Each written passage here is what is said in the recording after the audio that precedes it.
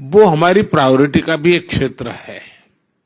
और इसलिए मैं चाहूंगा, अब जैसे सिंगापुर एयरलाइन का कहना है कि हमें जरा कनेक्टिविटी के लिए नए नए डेस्टिनेशन मिले, बहुत स्वाभाविक है।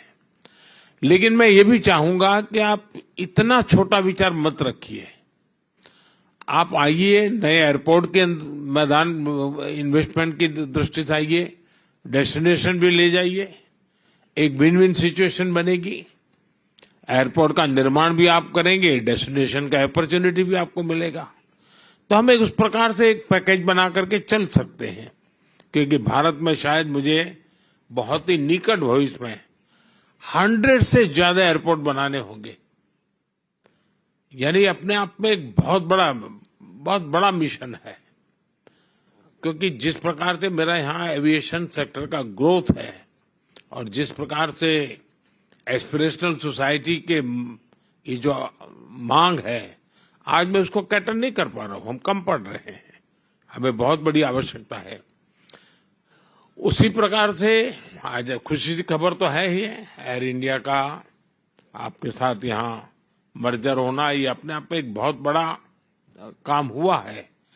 लेकिन ये भी हम सोचे कि Bharat with in India domestic air traffic के लिए हम चाहते हैं कि कंपटीशन की स्थिति बने, अधिक कंपनी आए।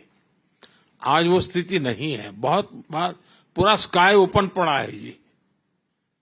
और मैं चाहूंगा कि आप में से जो कंपनियां उस दिशा में भी आगे आना चाहती हैं, तो उसके लिए भी अवकाश है।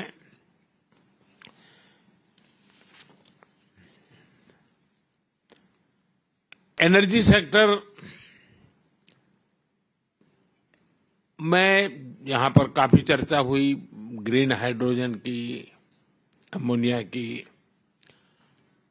हमने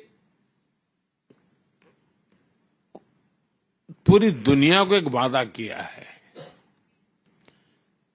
और हम ग्लोबल वार्मिंग को जो चैलेंज मानते हैं, उसमें हम सिर्फ अपनी संवेदना व्यक्त कर करके अटकने वाले नहीं है, हम सॉल्यूशन देने वाले लोग हैं।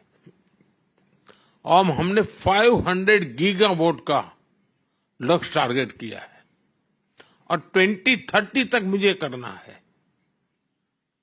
और उसमें मैं न्यूक्लियर की तरफ भी उतना ही जाना चाहता हूं, हाइड्रो पर भी जाना चाहता हूं, सोलार पर भी जाना चाहता हूं, विंड पर भी जाना चाहता हूं।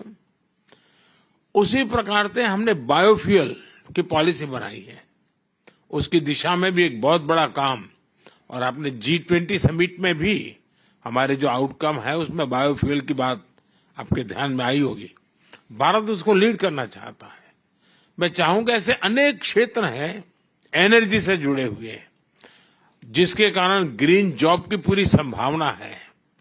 उसके लिए भी हम काफी इनिशिएटिव ले रहे हैं। मैं आपसे आग्रह करूंगा, आप आइए। हम देश में दूसरे प्रकार से भी एनवायरनमेंट को एड्रेस करना है, जैसे हमारी स्क्रैपिंग पॉलिसी। ये इतनी बड़ी अपॉर्चुनिटी है। मैं सरकार के सारे पुराने व्हीकल स्क्रैप करने की दिशा में जा रहा हूं। इतने बड़े देश में सारे पुराने व्हीकल स्क्रैप होना है, इतना बड़ा काम है।